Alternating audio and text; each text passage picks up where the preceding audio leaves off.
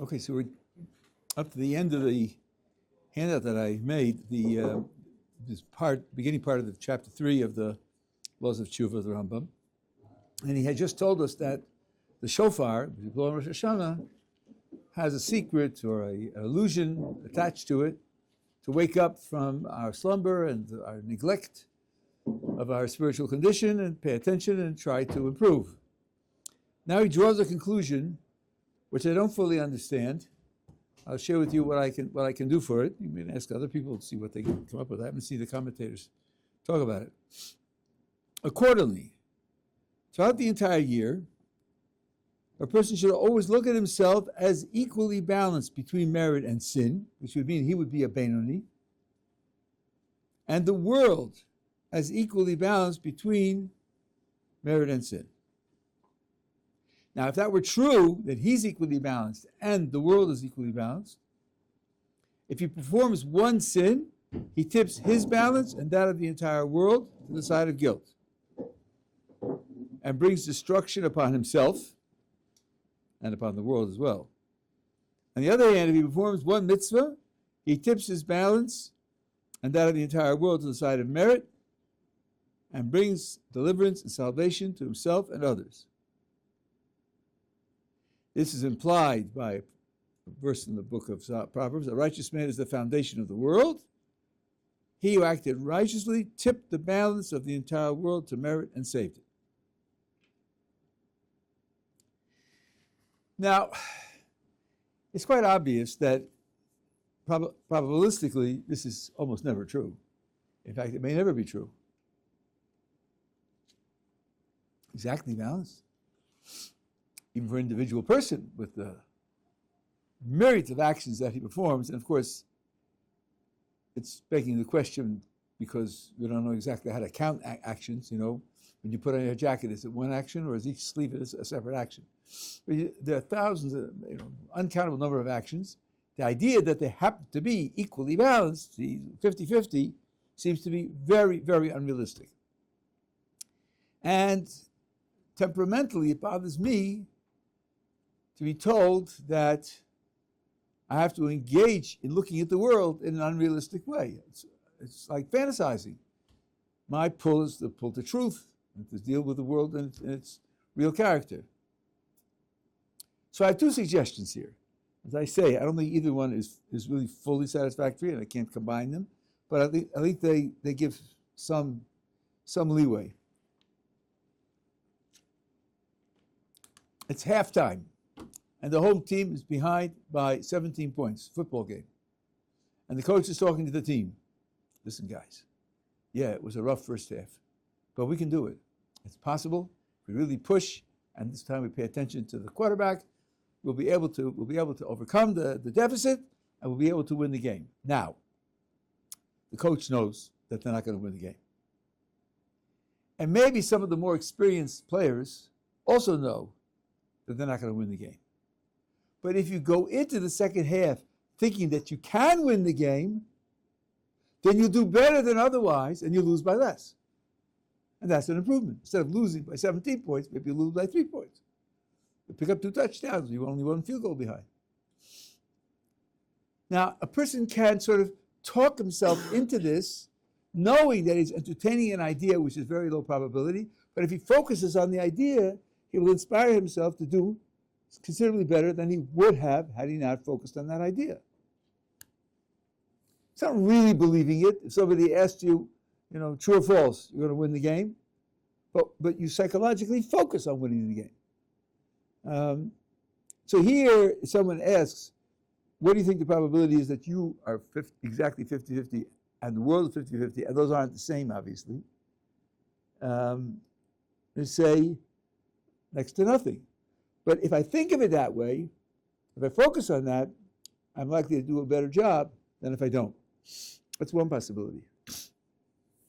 Another possibility is a little bit philosophical. Let's say you're trying to raise $100,000 with this charity process or some other thing, and you have, the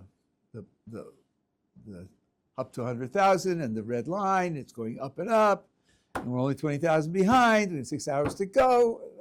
the whole hype. Let's say you get up to 98,000, and then 16 people simultaneously make $3,000 contributions. So you're going to end up with close to 150,000. Well, you're not going to give the money back. Right? It's not as if everything above 100,000 you give back. No, you'll have 150,000. Who pushed it over the top? Who deserves the credit for finishing it? I said, well, you're telling me 16 people did it simultaneously, so I guess either any one of them or each one of them or whatever. Okay, now let's divide it up differently. On Monday, someone gives 5,000, and on Tuesday, somebody gives 25,000, and on Wednesday, somebody gives 10,000. Each day, some people give, and then on Friday, it was 90,000. Somebody gives 10,000. You have 100,000. Who finished it?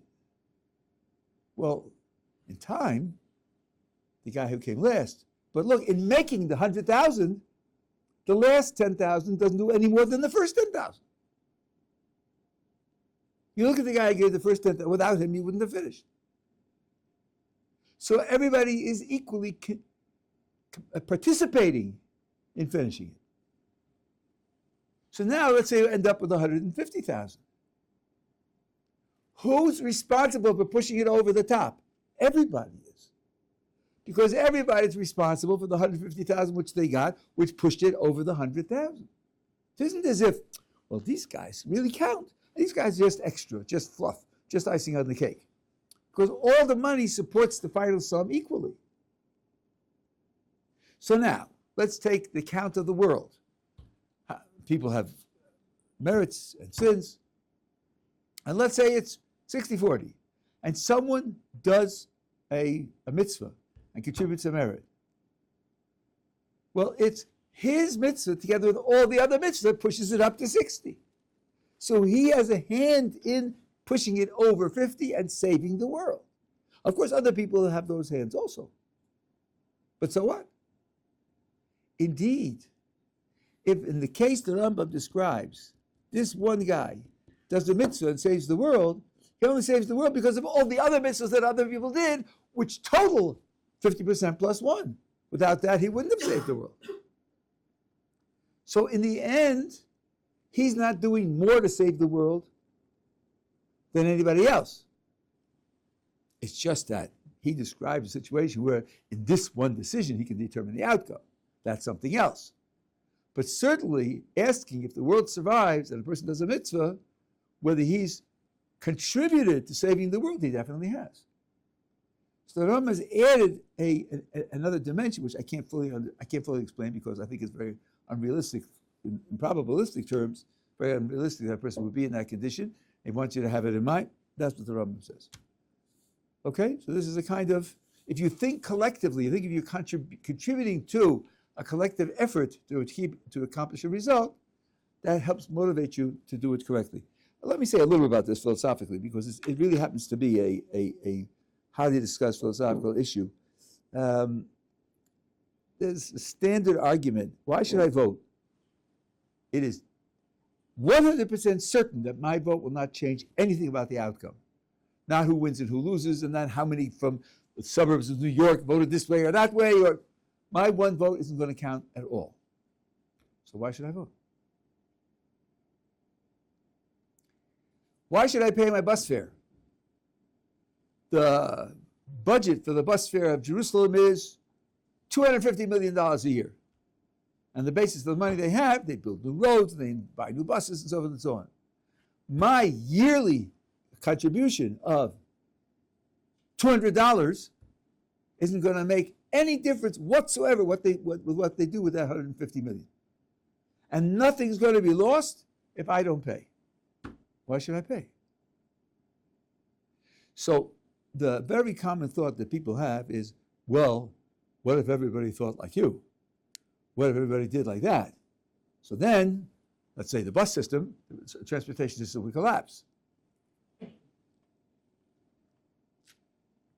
True.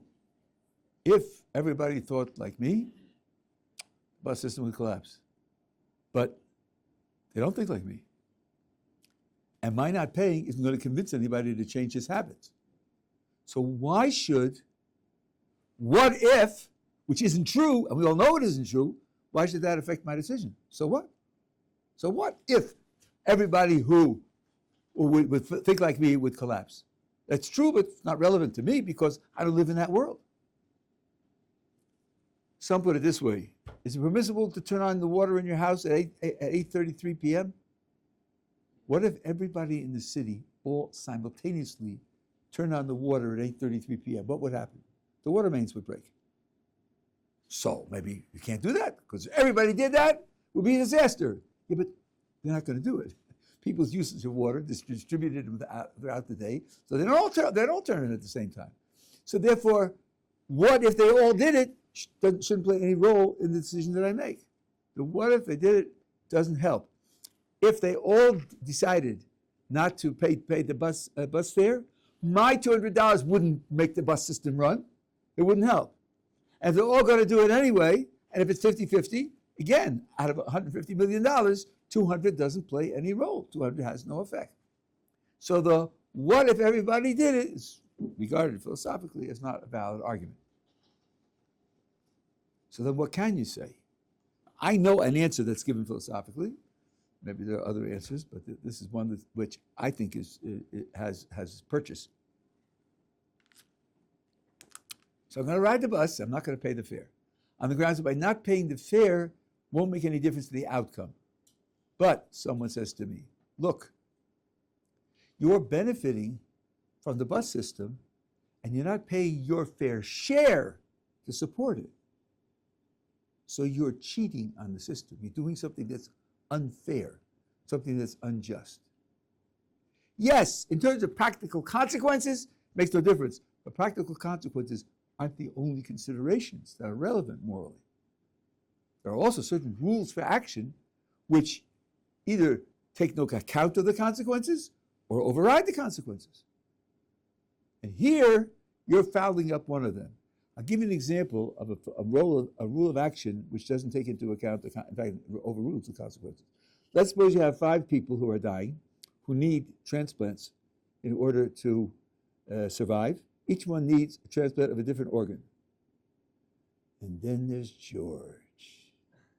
Let's see. If we made use of George, organ by organ, we could save 5 lives at the cost of 1. Isn't that a good deal? Don't we think life is precious? I have 2 courses of action. One is let the 5 die, and the other is kill George and take his organs. So, in terms of the consequences, it seems quite reasonable to kill George and take his organs. But we don't do that. Because you can't kill people to save other people. You can't do that. That's a moral rule that prohibits you from getting the best consequences. So how always do you go for the best consequences?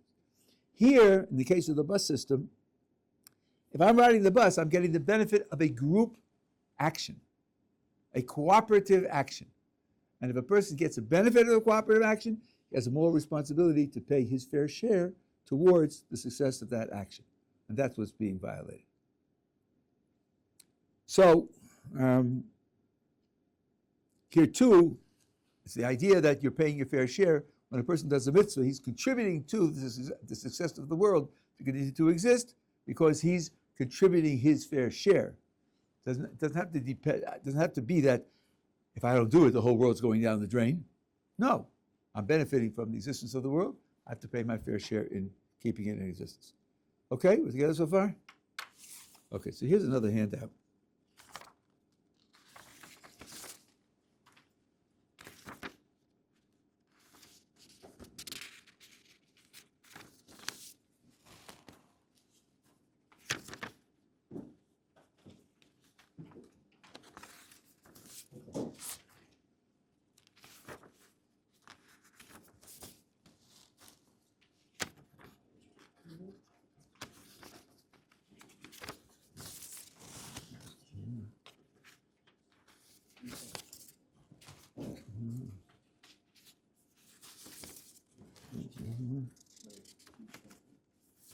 Here, that's the last one that I have. People can share.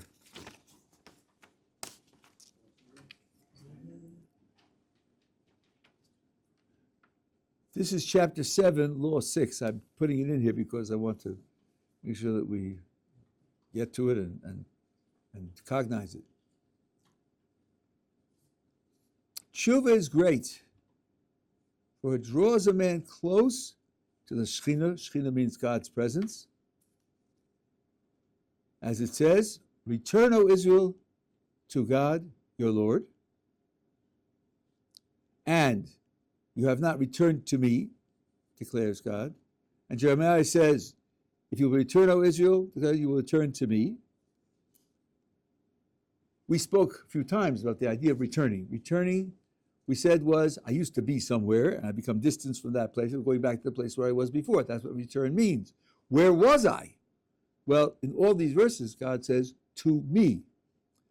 So that means that where I used to be is in a certain connection with the Creator.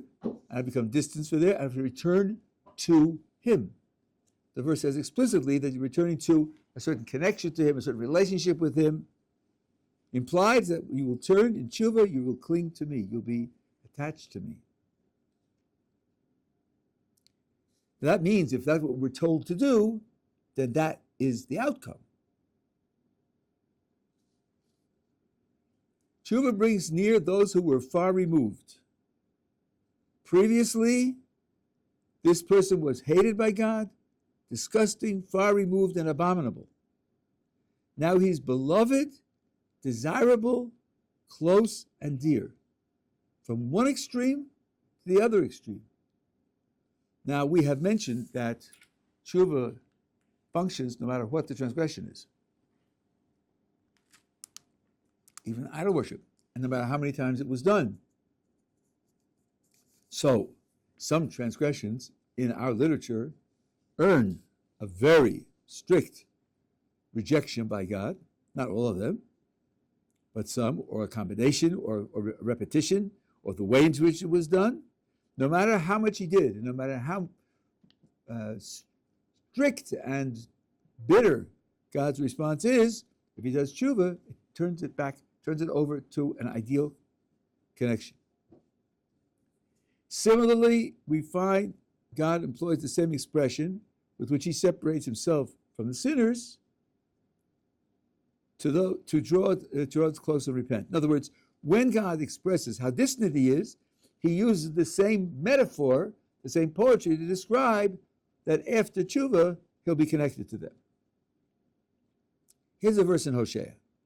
This is speaking to the Jewish people after they do Tshuvah. Instead of saying to you, you are not my nation, which I did say when you were criminals, he will tell you, you are the children of the living God. The most intimate connection you could imagine, parent and child. Jeremiah speaks of Yehoiah when he was wicked. He was a king and was wicked. Write down this man as childless, a man who will never prosper in his days. That's the fate I decree on him because of his wickedness. And then it says, would Hanani, the son of Jehoiakim, the king of Yehuda, be the signet ring of my right hand? God says, if you were my signet ring. Now, I don't know if you know what a signet ring is, but they used to certify and guarantee certain documents by taking molten wax and put it on a document, and then putting a shape in the wax, which is hardened. And that shape was usually had on a ring, which the person wore on his finger, so he could certify documents that way. And it would be very difficult for someone to imitate that, so that would be a guarantee that the document would go straight to the person supposed to receive it, because if it got broken or taken off, the recipient would not regard it as genuine. And if somebody wanted to read it and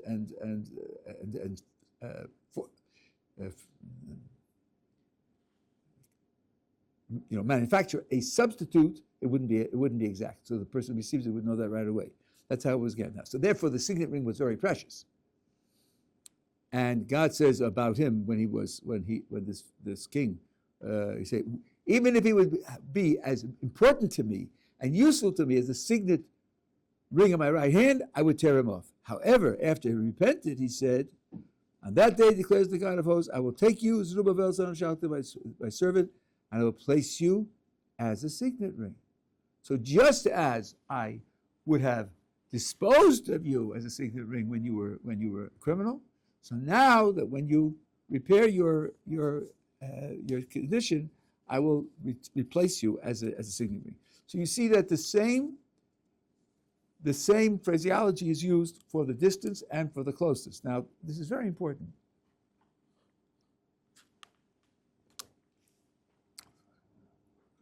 Both philosophically and psychologically. Psychologically, there are people who do things and they think, I'm finished. My life is over. I did that? I'm just a wreck. I'm a wreck. Nothing can help. That crime is so awful. The consequences are so awful. There's no hope for me. The Torah says that's a mistake. And it means if that's the way you feel about yourself, you need to know, you need help in arriving at a more accurate picture of who you are and what the alternative of Tshuvah is. I think we mentioned there was an apostate named Elisha ben Avua, who was a great scholar. The mayor was his Talmud, and who, for various reasons, went off. And the mayor kept up a relationship with him and tried to influence him to do Tshuvah. And on one occasion, Elisha said to Rabbi Meir, I heard from behind the veil that covers the heavens, I heard a voice saying, return, O you who have strayed, for everybody except Elisha, except me. So I have no hope. Commentaries say Elisha should have realized that that voice was not telling the truth. That voice was meant to test him. And if you ask, how could a voice from heaven not tell the truth in order to test someone? There is such a thing. Similar, when Chizkiyahu was dying because of a certain transgression that he committed, and Isaiah the prophet said to him, because you committed that transgression, you're going to die. Chizkiyahu said to Isaiah, he's talking to a prophet, says to him, I don't accept what you're saying, because I have a tradition from my ancestor, King David, that you should never give up hope. That Tshuvah is always possible. And Tshuvah can always overcome whatever transgression was done. And he turned his face to the wall, and he prayed to God, he lived another 20 years. So a person can be confronted by a statement which looks genuine, coming even from a genuine source, but it's a mistake. And the voice from heaven can also be designed to provoke a reaction. And his reaction should have been that it's not true. Everyone can do Tshuvah, and Tshuvah repairs everything that happens, because nothing is left behind. So that's one thing that we learn from this. And philosophically, it means that no matter what you do, you can put yourself in a position where you bear no responsibility or liability for what was done. You can't change the past, but you can change your relationship to the past. No longer is it on my record, because I'm different now. I can change my identity to the extent that I don't relate to that past action. Now, we'll see that there are dimensions here, but responsibility for the evil in the action, that can be changed. Other dimensions are retained, but that dimension can be changed. How does that work in detail? What's the mechanism by which it works? God says that it's a mystery. We read these verses a few weeks ago in Isaiah, where he says, do Tshuvah and I'll forgive you, because my thoughts are not your thoughts, and your ways are not my ways. As high above the heavens, the earth are the heavens, so are my ways and thoughts above yours. And the question is, what does it mean because? You should do Tshuvah and I'll forgive you because my thoughts aren't your thoughts. Like, what's the connection? And the answer is, do tshuva, I will forgive you, and I know you don't understand that. I know you find that impossible to grasp, to internalize. And I know you do, because I created your mind, and I'm telling you that it's beyond your ability to really identify with, but it's true anyway. You are not the measure of the world. You hope that you understand as much of the world as necessary for you to do your job. But the fact that you don't understand it doesn't mean it isn't true. So that's the philosophical idea. Now, the Rambam writes, how exalted is the level of Tshuvah? Previously, just like he said above, beforehand he was hated and so forth and so on, and now he's beloved, desirable, and close. Now he spells that out in detail. Previously, the transgressor was separated from God, the Lord of Israel, as it says, your sins separate between you and your God.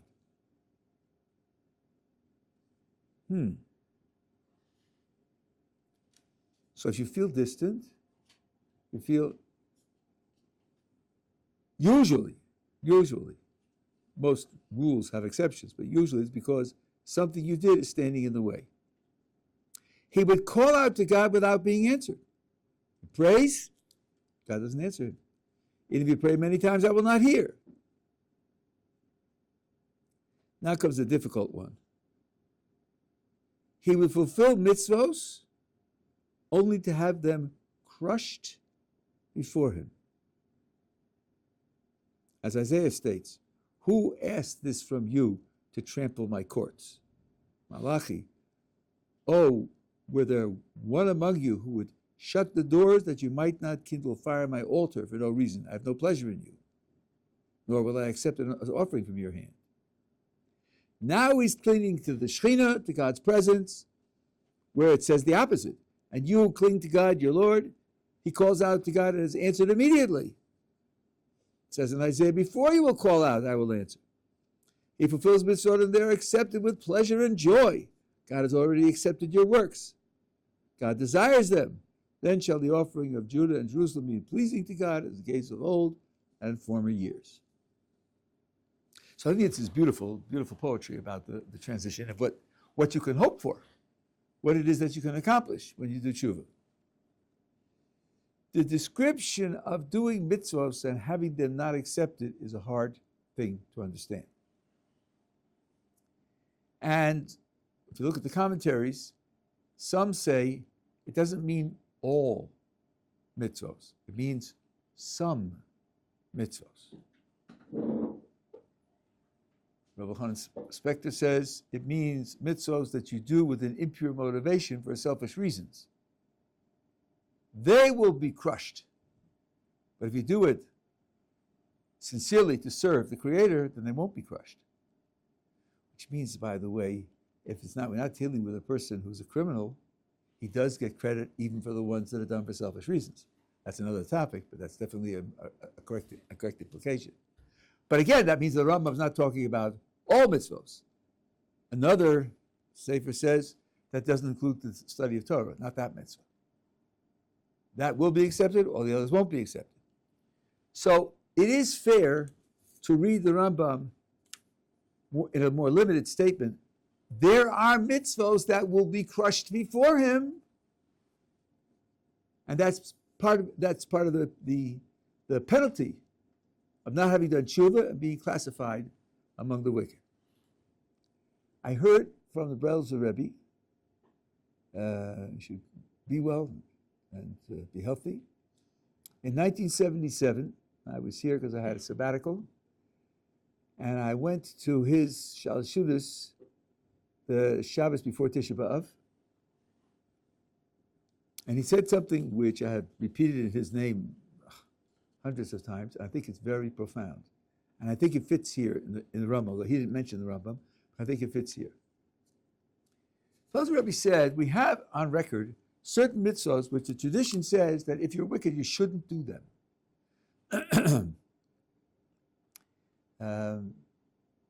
Zevach Roshoim To'eva. The sacrifice of a wicked person is an abomination. Tfilas Chatoim Chatoa, if I remember correctly. The prayer of a wicked person is a sin. This verse that he quotes here from Isaiah. Mibi kesh zos michem romes chatzerai. Who asked this from you to trample my courtyards, not courts, courtyards. It means the courtyard of the temple. 3 times a year we're supposed to go up to the temple and offer a sacrifice. Who asked you to trample my courtyards in my temple?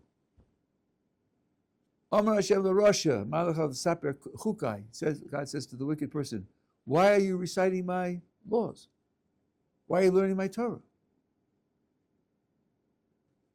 So, what do we have? We have appearing in the temple, and we have prayer, and we have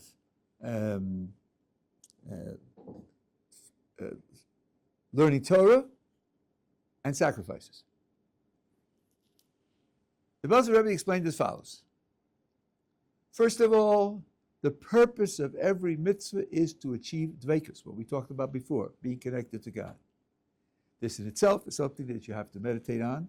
The mitzvahs are not self-fulfilling, self-justifying, self-defined. A mitzvah, as the Zohar calls it, is a strategy. By definition, a strategy is a procedure whereby you accomplish something else. You don't engage in a strategy for its own sake. Taryag itin, which in Jerusalem Aramaic is etzos, strategies.